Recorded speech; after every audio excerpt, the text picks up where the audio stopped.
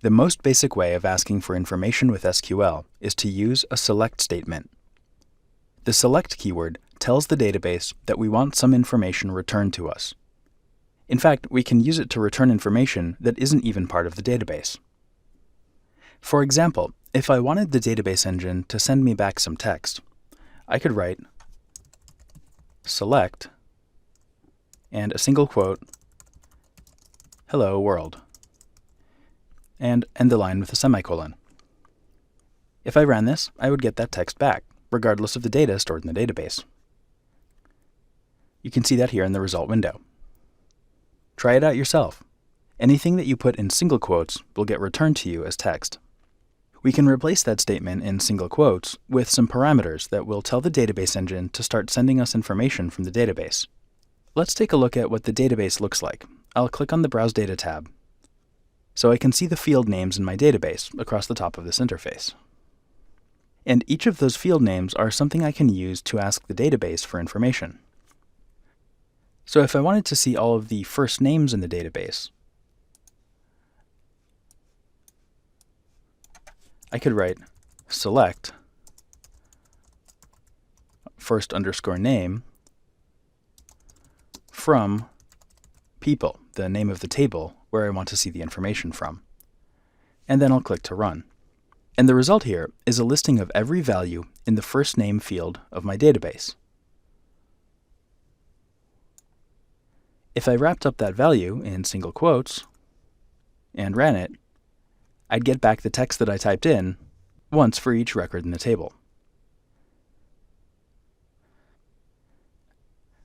I'll get rid of that and select the last name table instead.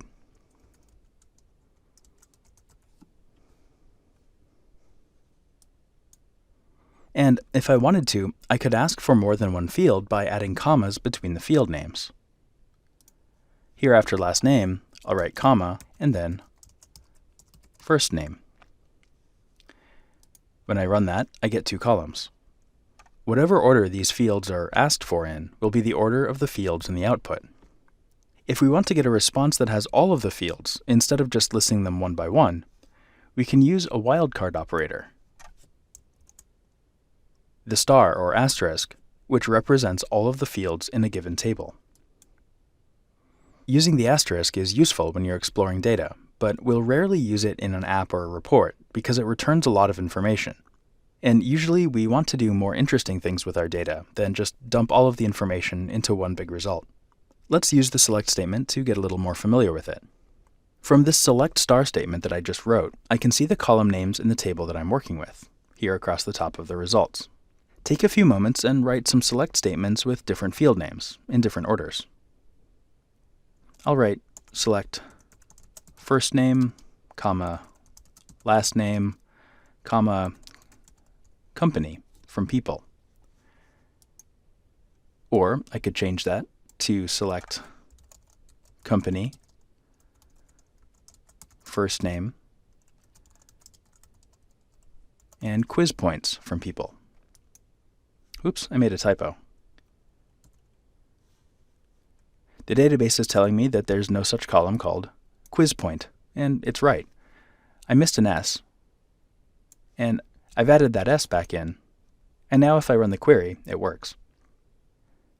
Selecting data doesn't change anything in the database, so it's a great way to explore.